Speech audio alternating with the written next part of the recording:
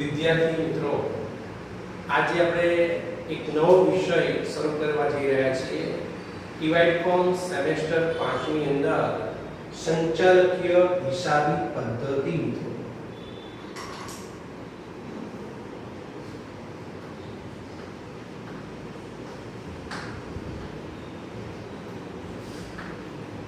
Semester 5 અને આપણો subject છે, આપણો જે વિષય છે એ સંચાલકીય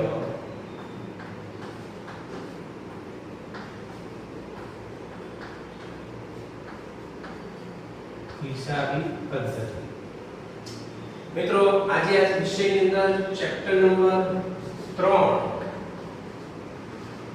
ગુણોત્તર વિશ્લેષણ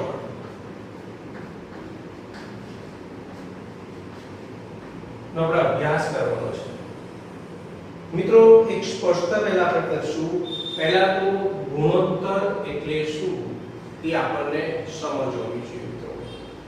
તો મિત્રો, જુદી જુદી જે વિગતો છે એ વિગતો વચ્ચેનો આંતર સંબંધ દર્શાવતી આંકડાકીય માહિતી એને આપણે ગુણોત્તર કહીએ છીએ મિત્રો. જુદી જુદી વિગતો વચ્ચેની આંકડાકીય સંબંધ ધરાવતી જે માહિતી છે એને ગુણોત્તર કહીએ છીએ મિત્રો. જુદી વિગત અને ઉદાહરણ આપું કે આપણી પાસે કાચો નફો અથવા તો ચોખ્ખો નફો. નફાનો આધાર કોની સાથે? તો નફાને કોની સાથે રિલેશન છે? વેચાણ સાથે. વેચાણ જેટલું આપણું વધારે હશે તો એ આધારિત નફો આપણો હશે. વેચાણ ઓછું હશે તો એ આધારિત નફો આપણો હશે મિત્રો.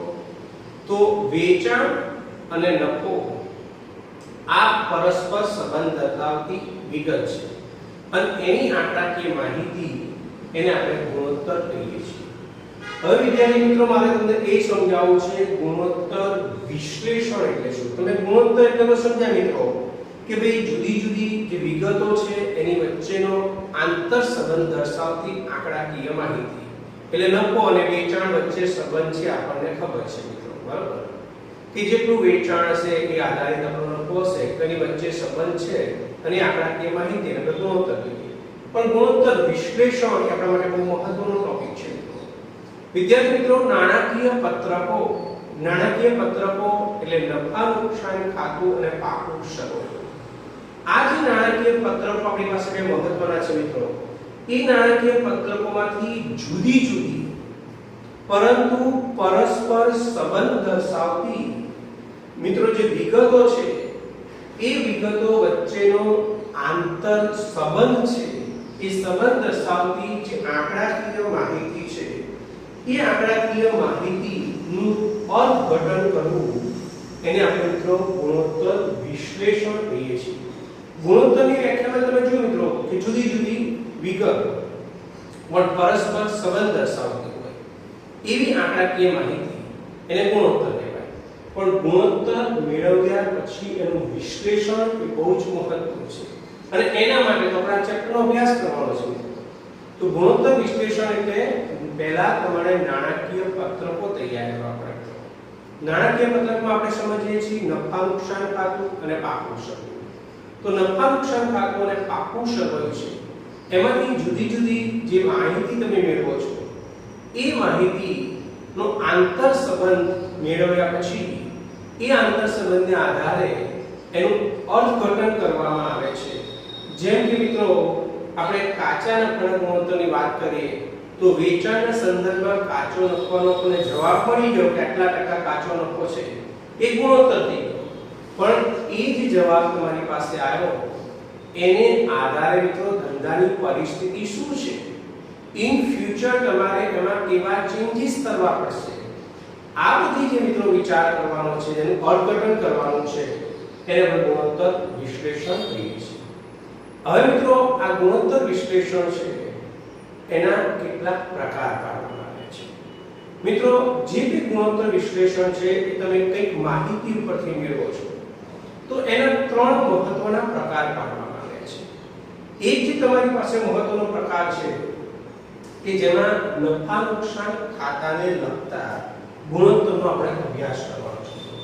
તો ગુણોત્તર એના ત્રણ પ્રકાર પહેલા મિત્રો આપણે ગુણોત્તરનો અર્થ જોયો, ત્યાર પછી ગુણોત્તર વિશ્લેષણનો અર્થ સમજ્યા અને ત્યાર પછી હવે એક મહત્વનો ટોપિક એના પ્રકાર અથવા તો એનું વર્ગીકરણ મિત્રો, બરાબર? આ બે અલગ રીતે વર્ગીકરણ આપ્યું છે, આપણે બંનેનો અભ્યાસ કરીશું. પછી આપણે દાખલા પર જઈએ, થોડીક સમજ લઈએ. તો ગુણોત્તર વિશ્લેષણ એટલે તમને ખબર પડી ગઈ મિત્રો. પહેલા ગુણોત્તર એટલે શું, એકવાર રિપીટ કરી દઉં ખરી મિત્રો, કે જુદી જુદી વિગતો પણ પરસ્પર સંબંધ ધરાવતી હોય. મિત્રો નફો અને વેચાણ બે અલગ છે આંકડાકીય, બરાબર? પણ બેની બીજા સાથે સંબંધ છે. એટલે જુદી જુદી વિગત પણ પરસ્પર સંબંધ ધરાવતી જે આંકડાકીય માહિતી છે એને આપણે ગુણોત્તર કહીએ.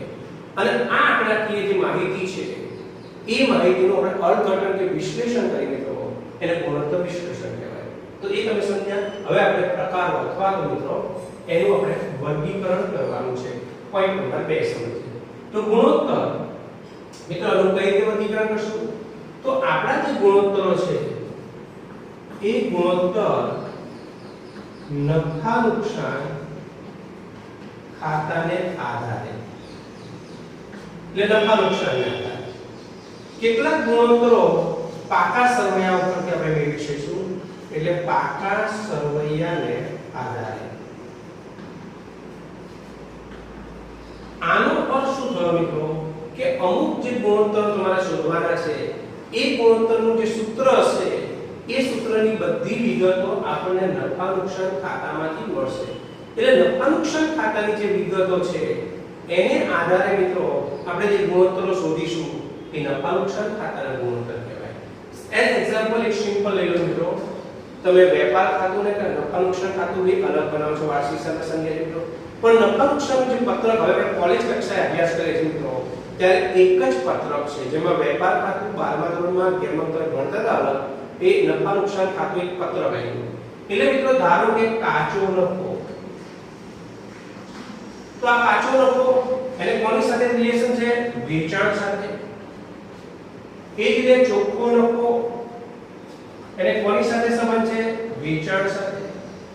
તો મિત્રો કાચો નફો એ નફા નુકસાન ખાતામાંથી આપણને મળશે, નફા નુકસાનના પત્રકમાં. તો ધ્યાન રાખજો મિત્રો. હવે આપણે વેપાર ખાતું તમને યાદ હશે 11-12મા ધોરણમાં તમે કાચો નફો વેપાર ખાતામાંથી બનાવતા હતા, પણ કોલેજ કક્ષાએ આપણે નફા નુકસાનનું પત્રક બનાવીએ છીએ. એ પત્રકમાં વેપાર ખાતું અને નફા નુકસાન ખાતું કમ્બાઈન થઈ જાય છે મિત્રો, બરાબર? એટલે કાચો નફો અને વેચાણ આ બંને નફા નુકસાનના પત્રકમાંથી મળશે. ચોખ્ખો નફો અને વેચાણ એ પણ નફા નુકસાનના પત્રકમાંથી મળશે. તો તમારે કાચા નફાનો ગુણોત્તર કે ચોખ્ખા નફાનો ગુણોત્તર શોધવો છે, અથવા તો સંચાલકીય ગુણોત્તર, જેમ જેમ આગળ જઈશું તમે સમજો. ખાલી શોર્ટ માહિતી આપી. તો આ બધી માહિતી તમને નફા નુકસાનમાંથી મળશે. એટલે આ બંને ગુણોત્તર તમારે શોધવા છે તો એ નફા નુકસાનના પત્રક ઉપરથી મળશે આપણને. એટલે નફા નુકસાન ખાતાને આધારે ગુણોત્તર થાય. બીજું છે પાકા સરવૈયાને આધારે ગુણોત્તર. તો તમે કેટલાક ગુણોત્તરો એવા છે કે એ ગુણોત્તર શોધવા માટે તમારે પાકા સરવૈયામાંથી જ બધી વિગતો મળશે. એના માટે નફા નુકસાન ખાતું તમારે જોવું પડશે નહીં મિત્રો. તો એવા ગુણોત્તરને પાકા સરવૈયાના આધારે. એક સિમ્પલ ઉદાહરણ મિત્રો, કે પાકા સરવૈયાનો એક ગુણોત્તર લો છો અહીંયા કે ચાલુ ગુણોત્તર. એક સૂત્ર મિત્રો ખાલી સમજાવું છું તમને એટલે તમને આઈડિયા. તો એનું સૂત્ર છે મિત્રો ચાલુ મિલકત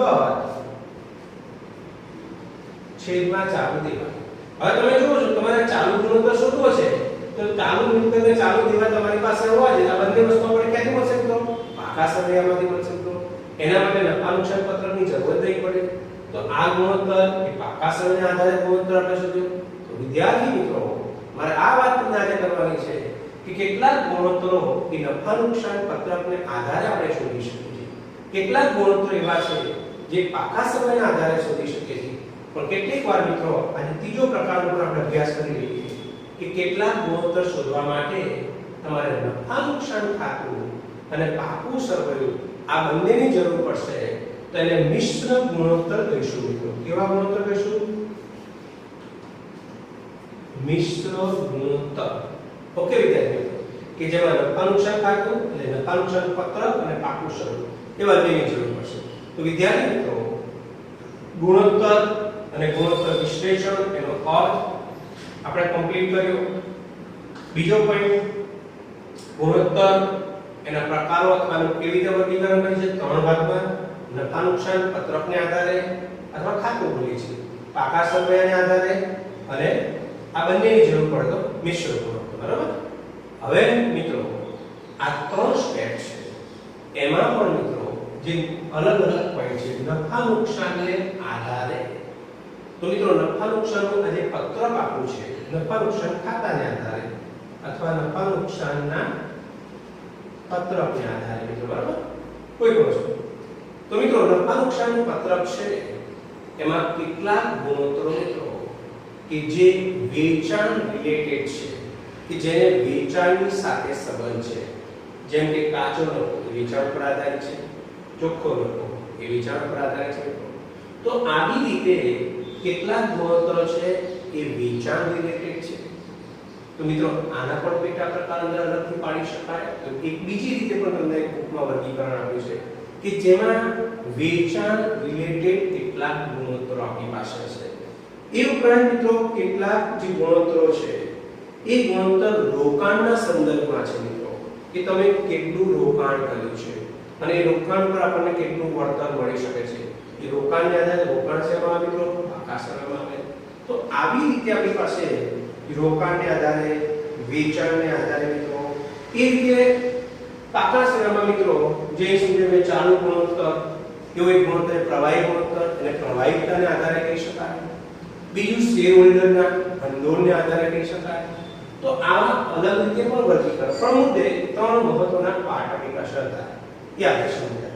હવે વિદ્યાર્થી મિત્રો આ જે ગુણોત્તરો આપણને મળશે એ કયા પ્રમાણમાં દર્શાવી શકાય? બહુ જ મહત્વનું. જે કોઈ દાખલાનો જવાબ આવશે મિત્રો એ જવાબની પાછળ તમારે કોઈ માર્કિંગ નિશાની કરવાની છે અને એ નિશાની શું હશે મિત્રો એ સમજી લઈએ.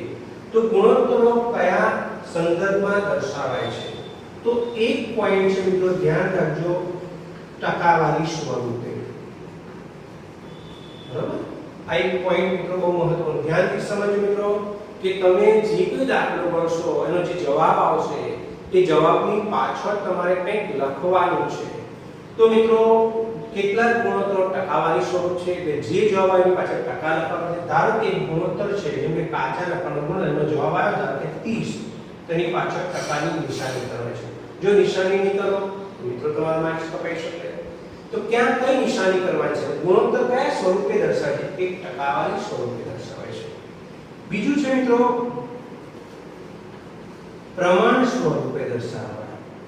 જેમ કે ચાલુ ગુણોત્તર છે મિત્રો તો એનો જે જવાબ આવશે ધારો કે 5 જવાબ આવ્યો કે 2 જવાબ આવ્યો તેની પાછળ તમારે જેમ 1 લખવાનું છે. એટલે મિત્રોને પ્રમાણ કહેવાય. તો જે જવાબ આવશે એની પાછળ જેમ 1 આપણે જાતે મૂકવાનું હશે. બરાબર. તો મિત્રો પ્રમાણ સ્વરૂપે અને કેટલીક વાર મિત્રો તમારે વખત અથવા તો વાર સ્વરૂપે મિત્રો જેને આપણે મિત્રો દર પ્રમાણે કહી શકીએ. મિત્રો ધારો કે સ્ટોક ગુણોત્તર છે એની પાછળ આપણે વખત લખવાનું છે અથવા વાર લખાય. અને કેટલીક વાર મિત્રો તમારે ગુણોત્તરનો જે જવાબ આવશે એની પાછળ દિવસ લખવાનું છે. તો મિત્રો દિવાદાર ગુણોત્તર હોય તો જવાબ પાછળ દિવસ. મિત્રો હવે કયા ગુણોત્તરની પાછળ શું લખવાનું છે એ આપણે જ્યારે દાખલો ગણશું ત્યારે વિગતવાર કમ્પ્લીટ આપણે એમાં સમજશું. અત્યારે ખાલી મેં ઇન્ફોર્મેશન તમને આપી છે કે જે જવાબ આવશે એની પાછળ અમુકમાં ટકાવારી લખવાનું છે, અમુકમાં આપણે પ્રમાણ કે જેમ 1 લખવાનું છે, અમુકની પાછળ તમારે વખતે વાર લખવાનો છે અને અમુક જવાબમાં પાછળ દિવસ લખવાનું છે. ક્યારે શું લખવાનું છે બધું આપણે મિત્રો દાખલા જ્યારે ચાલુ કરીએ એની અંદર બધું કમ્પ્લીટ સમજશું. પણ એ અત્યારે શરૂઆતનો પહેલો લેક્ચર છે. જે ચેપ્ટરની થિયરી છે એ હું એક્સપ્લેન કરી રહ્યો તમારી સમક્ષ. તો મિત્રો એના માટે આ બધું હું તમને સમજાવી શકું. ઓકે. હવે મિત્રો આપણે સૂત્રો આના સમજીએ.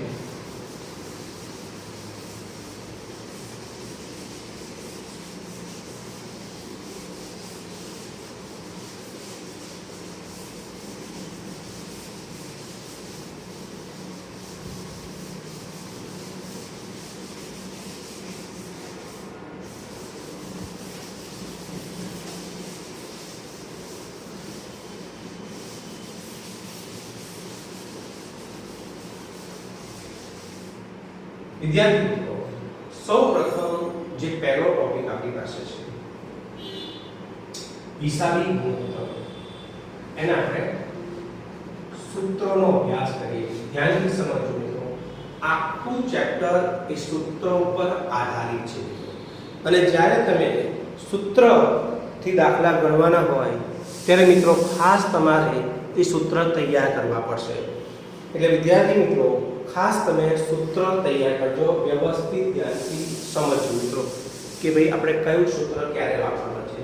તો પહેલા મિત્રો સૌપ્રથમ આપણે વેચાણના સંદર્ભમાં કેટલાક ગુણોત્તરો છે એનો અભ્યાસ કરીએ છીએ.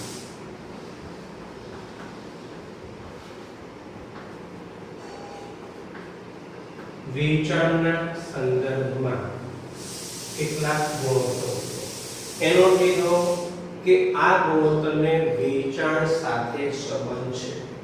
તો વિદ્યાર્થી મિત્રો તમને હવે ખ્યાલ આવી ગયો કે મોટે ભાગે જે નફાના ગુણોત્તર હશે એ વેચાણ સાથે રિલેટેડ હશે મિત્રો, બરાબર? તો સમજીએ. પહેલું સૂત્ર આપણી પાસે છે અને બહુ મહત્વનું સૂત્ર છે, કાચા નફાનો ગુણોત્તર. હવે મિત્રો તમે જોજો મિત્રો, આ ચેપ્ટરમાં સૂત્રો ઘણા બધા છે, પણ જો તમે સમજશો નહીં અને ગોખશો મિત્રો તો ભૂલી જવાશે અથવા એકનું બીજામાં જતું રહેશે. પણ સમજો મિત્રો, આ એટલા માટે જો સૂત્રો સમજાઈ રહ્યો છું, બી પ્રેક્ટિકલ બનવાનું છે. કોઈ પણ નફાનો ગુણોત્તર હોય મિત્રો, તો નફો ક્યારે થાય એ તમને ખબર છે. ડિવાઇડ કોમના સ્ટુડન્ટ છે મિત્રો, આપણે માલનું વેચાણ કરીએ ત્યારે જ નફો થાય. એટલે મિત્રો કોઈ પણ નફાનો ગુણોત્તર છે અને કોની સાથે સંબંધ છે? વેચાણ સાથે. એટલે આપણું સૂત્ર બની ગયું કાચા નફાનો ગુણોત્તર, તો કાચો નફો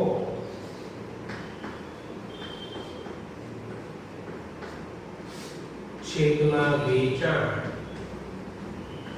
અને ગુણ્યા 100. બરાબર. હવે મિત્રો એક બીજી વાત કરી દઉં. આગળ હમણાં આપણે સમજ્યા હતા કે જે જવાબ આવશે એની પાછળ ટકાવારી એટલે ટકાની નિશાની કરવાની છે, કાં તો જેમ 1 લખવાનું હશે, આવું મેં સમજાવ્યું. તો યાદ રાખી લો. હવે આપણે સમજીએ છીએ કે જે સૂત્રમાં ગુણ્યા 100 આવતું હોય એનો જે જવાબ છે એ તમારે ટકામાં દર્શાવવાનો છે. ધારો કે આનો જવાબ 20 આવ્યો તો પછી પાછળ ટકાની નિશાની કરવાની. 30 આવ્યો તો 30 ટકાની નિશાની કરવાની.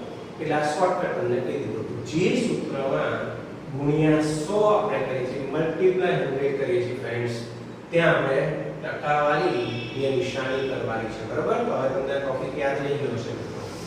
તો વિદ્યાર્થી મિત્રો જોઈ લીધું તમે, તમારી ટેક્સ્ટબુકમાં પણ બેટા સૂત્રો આપ્યા છે, તેમ છતાં હું આ સૂત્રો કેમ બોર્ડ પર સમજાવીને આપણે લેક્ચર લઈ રહ્યો છું.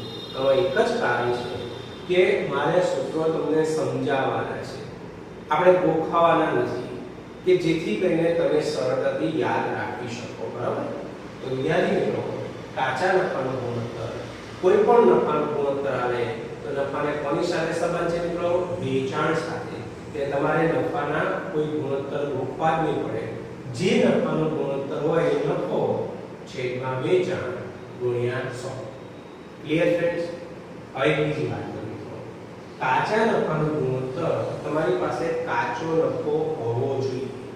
મિત્રો રકમમાં કાચો નફો આપણને ન આપ્યો હોય તો કાચો નફો આપણે પહેલા શોધવો પડશે. તો એનું આપણે એક સૂત્ર લખીએ મિત્રો. વિદ્યાર્થી મિત્રો તમારી નોટબુકમાં પણ તમે સૂત્ર લખી લીધું.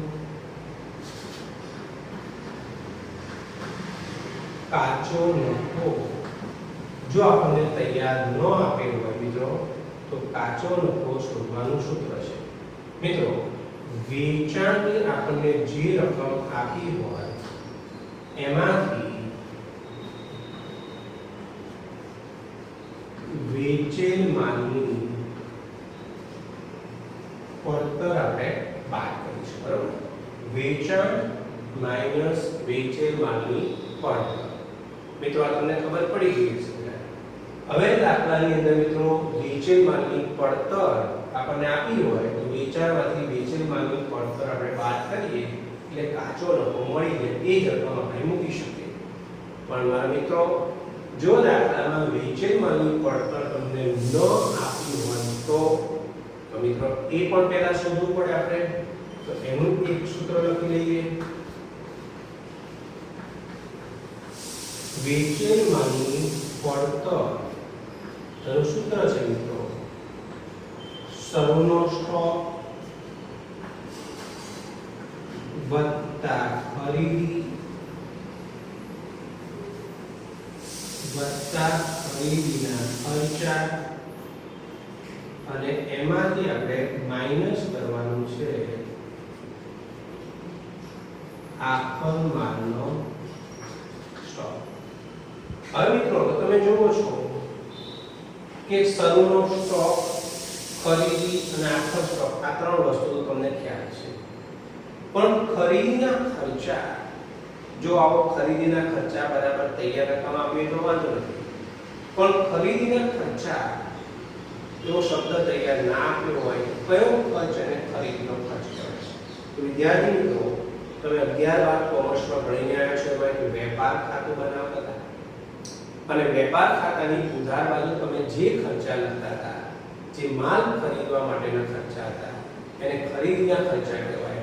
એટલે મિત્રો એ શબ્દ તમને જો યાદ હશે તો મિત્રો ઘણો સમય તો કદાચ ફોરગેટ થઈ ગયો હોય તો એક્સપ્લેન કરું છું ફ્રેન્ડ્સ.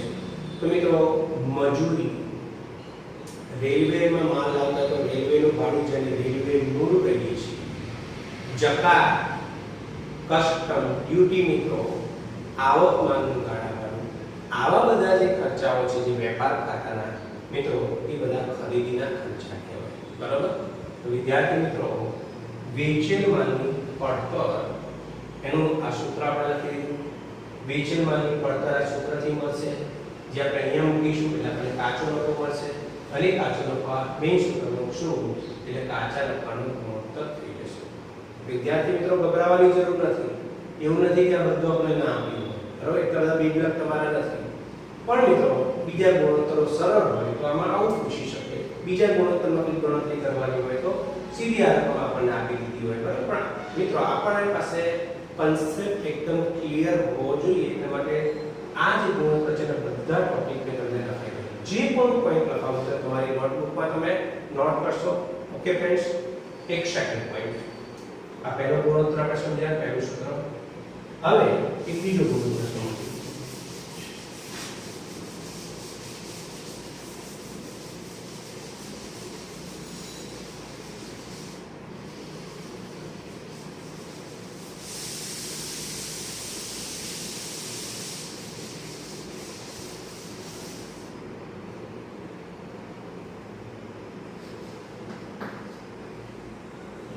મિત્રો નંબર 2 ચોખ્ખા નફાનો ગુણોત્તર. વિદ્યાર્થી મિત્રો હવે આ સૂત્ર તમે જાતે બનાવી શકશો. મેં પહેલા શરૂઆતમાં સમજાવ્યું, કોઈ પણ નફો હોય એને કોની સાથે રિલેશન છે? વેચાણ સાથે. વેચાણ હોય તો જ નફો થાય. બરાબર? એટલે ચોખ્ખા નફાનો ગુણોત્તર નું સૂત્ર મિત્રો હવે તમે બનાવી શકશો. જે નફાનો ગુણોત્તર એ નફો એના છેદમાં વેચાણ ગુણ્યા 100. આપણે એનું સૂત્ર લખ્યું મિત્રો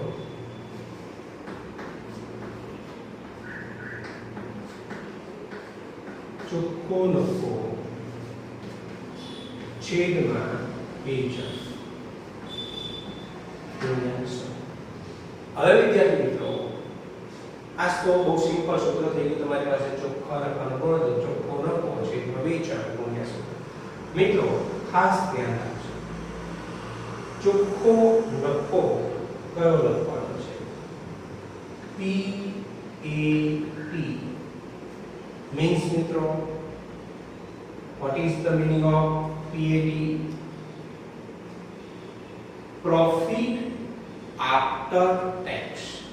મિત્રો તમારા આ જે નફો છે એ પ્રોફિટ આફ્ટર ટેક્સ. ફ્રેન્ડ્સ એ સમજી લો, ચોખ્ખો નફો જે આપણી પાસે હશે એમાંથી મિત્રો આફ્ટર એટલે પછી, બિફોર પહેલા બધું તમને ખ્યાલ છે મિત્રો.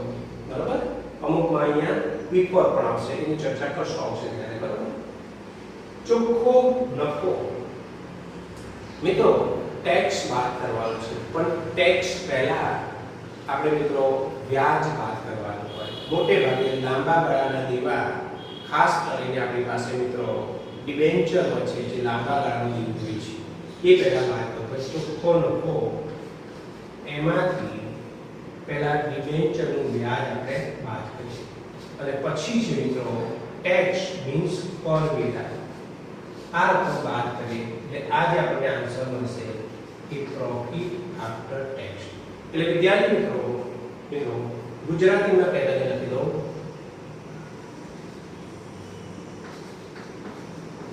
કર બાદ નફો કર એટલે કરવેરા બાદ કર્યા પછીનો નફો વિદ્યાર્થી મિત્રો ખાસ એક વાત હું તમને કરવા જઈ રહ્યો છું અહીંયા કે તમારી પાસે જે ચોખ્ખો નફો તમને આપ્યો હોય રકમમાં સ્પષ્ટતા કીધી હોય કે વ્યાજ અને કરવેરા બાદ કર્યા પછીનો તો એ નફો આપણી પાસે તૈયાર છે પણ વ્યાજ અને કરવેરા બાદ કર્યા પહેલાનો ચોખ્ખો નફો રકમમાં આપ્યો હોય તો પહેલા તમારે ડિબેન્ચરનું વ્યાજ બાદ કરવાનું છે અને ત્યાર પછી કરવેરા જે તમને રકમમાં આપ્યું છે 50% 40% જે કંઈ આપ્યું હોય એ કરવેરાને બાદ કરવાના એટલે આ આન્સર જે આવે એ આપણે લખવાનું છે ઓકે મિત્રો વેચાણ એટલે કુલ વેચાણ મિત્રો કુલ વેચાણ એટલે બે વેચાણ છે રોકડ અને ઉધાર વેચાણ બેનો સરળ કુલ વેચાણ મિત્રો એ તો સિમ્પલ ટોપિક છે મોટે ભાગે તૈયાર તો કે શોધવાનું હોતું નથી પણ આ એક કન્સેપ્ટમાં રાખજો મિત્રો ઓકે એક ત્રીજા સૂત્ર પર આપણે જઈએ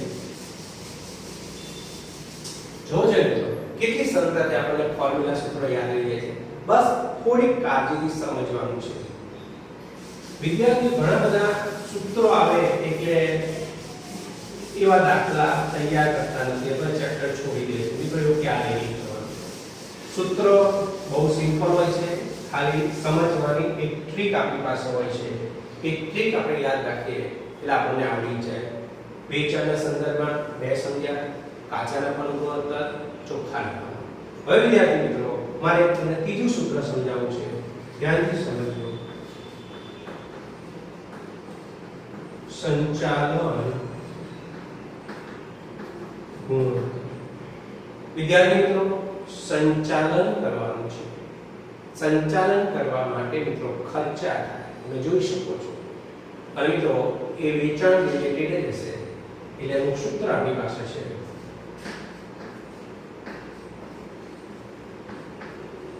વેચેલ માલની પડતર વત્તા સંચાલન ખર્ચ છેદમાં વેચાણ વિદ્યાર્થી મિત્રો વેચેલ માલની પડતર હમણાં તમે એક સૂત્ર સમજ્યા હતા કાચા નફાના ગુણોત્તરની અંદર એ તમને યાદ હશે બેટા કે વેચેલ માલની પડતર એનું સૂત્ર શરૂનો સ્ટોક વત્તા ખરીદીના ખર્ચા માઈનસ આખા સ્ટોક બરાબર હવે તો વેચેલ માલની પડતરનું એક બીજું સૂત્ર આપણે સમજી લઈએ વેચેલ માલની પડતર બરાબર વેચાણ માઈનસ કાચો નફો મિત્રો તમને કાચો નફો આપ્યો હોય કે વેચાણમાંથી બાદ કરો એટલે તમને વેચેલ માલની પડતર મળી જશે હવે વિદ્યાર્થી મિત્રો મારે તમને એ કહેવું છે કે તમને એમ થશે કે સાહેબ પહેલું સૂત્ર હતું ત્યારે વેચેલ માલની પડતર જે સમજાવ્યું એ વેચેલ માલની પડતરમાં આ સૂત્ર કેમ ના સમજાવ્યું દીકરા પહેલું સૂત્ર કાચા નફાના ગુણોત્તરનું હતું હવે કાચા નફાના ગુણોત્તરની અંદર જો કાચો નફો આપણે આપી દીધો હોય તો તમારે વેચેલ માલની પડતર શોધવાની જરૂર જ ના પડે એટલા માટે મિત્રો આપણે સૂત્ર ત્યાં વાત કરીએ પણ અહીંયા મિત્રો વેચેલ તમારી પાસે કાચા નફાની એની જરૂર નથી એટલે આપણે કાચો નફો આપ્યો હોય તો તમારે વેચેલ માલની પડતર શોધવા માટે આ સૂત્રની જરૂર પડશે એટલે મિત્રો અહીંયા બે સૂત્રમાંથી કોઈ સૂત્ર વાપરી શકો એક વેચેલ માલની પડતર માટે જે શરૂનો હતો એ શરૂ સ્ટોક વત્તા ખરીદીના ખર્ચા માઈનસ આખા સ્ટોક આ જે સૂત્ર હતું મિત્રો એ અને જો કાચો નફો આપે તો આ સૂત્રથી તમે શોધી શકો છો વિદ્યાર્થી મિત્રો બંને ટોપિક થયા હવે મારે સંચાલન ખર્ચ તમને સમજાવશું મિત્રો સંચાલન ખર્ચમાં કયા ખર્ચ આવશે ધ્યાનથી સમજો સંચાલન ખર્ચ એટલે એમાં ત્રણ ખર્ચનો સરવાળો છે મિત્રો એક છે વહીવટી ખર્ચ બીજું છે વેચાણ વિતરણ ખર્ચ અને ત્રીજું છે નાણાકીય ખર્ચ. ઓકે ફ્રેન્ડ્સ, તો વિદ્યાર્થી મિત્રો વેચાણમાંથી પડતર વત્તા સંચાલન ખર્ચ છેદમાં વેચાણ ગુણ્યા 100 મેઇન સૂત્ર છે. વેચાણમાંથી પડતર આપણને ના આપી હોય તો તમારે શોધવી પડે. એના બે સૂત્રો છે જે આપણે પહેલા સૂત્ર કાચા નફાના ગુણોત્તર વખતે સમજ્યા હતા મિત્રો. સરળ સ્ટોક વત્તા ખરીદી વત્તા ખરીદા ખર્ચા માઈનસ આખા સ્ટોક. અને મિત્રો જો કાચો નફો આપે તો આ રીતે તમે શોધી શકો છો. બે માંથી કોઈ પણ રીતે શોધી શકાય, પણ જે વિગત છે સૂત્ર તમારે એપ્લાય કરવું પડશે. અને સંચાલન ખર્ચ શોધવા માટે વહીવટી ખર્ચ વત્તા વેચાણ વિતરણ ખર્ચ અને વત્તા નાણાકીય ખર્ચ, આ ત્રણ ખર્ચનો સરવાળો જેને આપણે મિત્રો શું કહે છે? સંચાલન ખર્ચ. તો વિદ્યાર્થી મિત્રો તમે વેચાણના સંદર્ભમાં આ ત્રણ ગુણોત્તર અત્યારે સમજ્યા. મને વિશ્વાસ છે મિત્રો 100% શ્યોર છું કે તમને આ સૂત્ર આવડી ગયા હશે. એકવાર વ્યવસ્થિત ધ્યાનથી સમજી લો અને મેં જે ટ્રીક આપી એ પ્રમાણે યાદ રાખવા પ્રયત્ન કરો એટલે યાદ રહી જ જશે. એમાં કોઈ મિત્રો શંકાને સ્થાન નથી. બરાબર? તો વિદ્યાર્થી મિત્રો નેક્સ્ટ લેક્ચરની અંદર આગળના સૂત્રોનો આપણે અભ્યાસ કરશું. Thank you friends.